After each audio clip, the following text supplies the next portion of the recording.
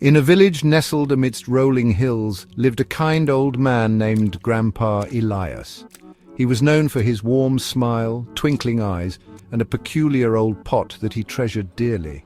The pot was made of copper, with intricate carvings that shimmered in the sunlight. It had been passed down through generations in Grandpa Elias's family, and legend had it that it possessed a touch of magic. Grandpa Elias lived in a cozy cottage with a thatched roof covered in moss. The scent of freshly baked cookies often wafted from its windows, inviting the village children in for a treat and a tale.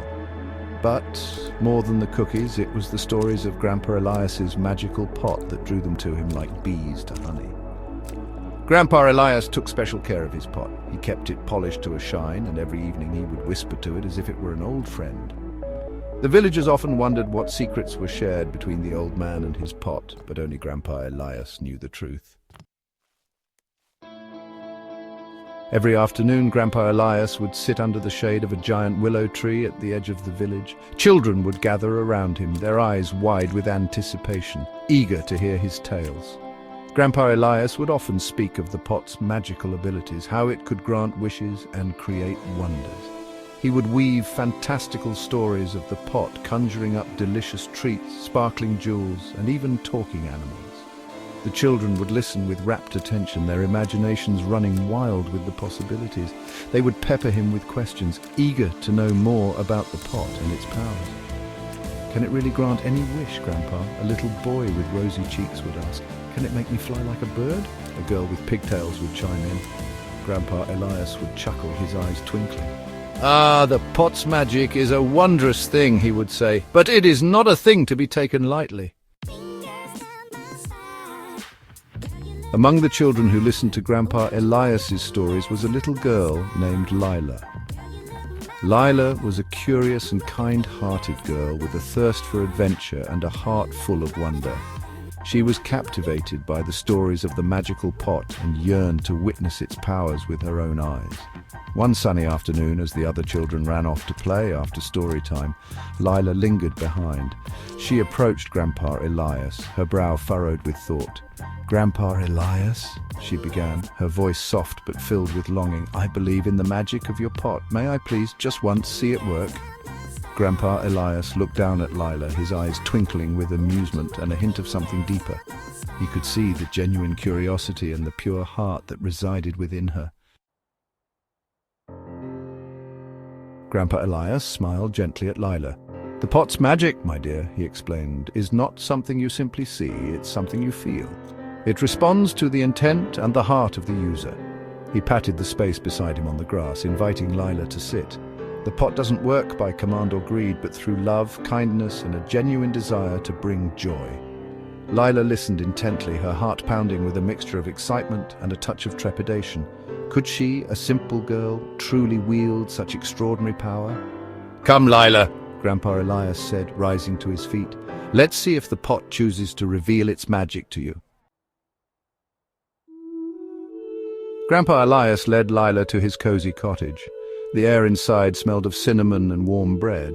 He carefully placed the pot on the table, and the setting sun cast long, dancing shadows across the room. "Now, Lila," Grandpa Elias instructed, "close your eyes and think of something you truly desire, something that brings you joy and would bring joy to others."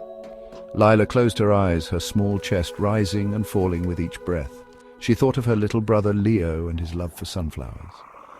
She pictured his face lighting up at the sight of a field bursting with golden blooms.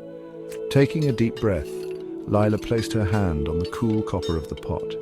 She poured all her love for her brother, her wish for his happiness, into the ancient metal. She felt a warmth spread through her hand, a tingling sensation that traveled up her arm and filled her chest.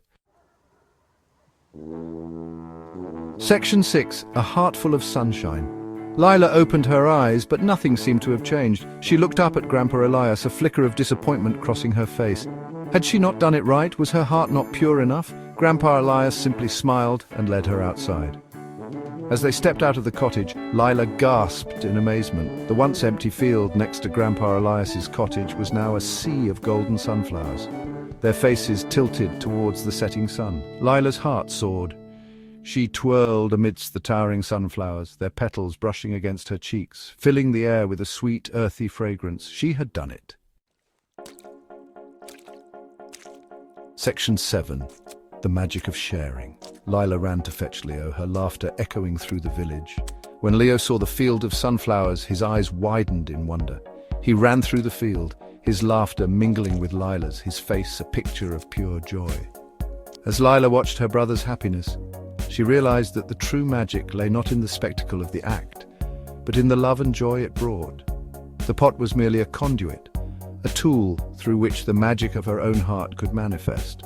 From that day forward, Lila visited Grandpa Elias often. She learned to bake his special cookies, the ones that seem to melt in your mouth and fill you with warmth. She listened to his stories, each one teaching her a valuable lesson about kindness, compassion, and the true meaning of magic. Section 8. Grandpa Elias's Gift. Years passed and Lila grew taller, but her heart remained as pure and kind as ever. Grandpa Elias grew older, his beard whiter, but his eyes still held the same twinkle of mischief and wisdom. One day Grandpa Elias called Lila to his side. He gifted her the copper pot, its surface worn smooth with time and care. "The pot has chosen you, Lila," he said, his voice raspy but filled with warmth.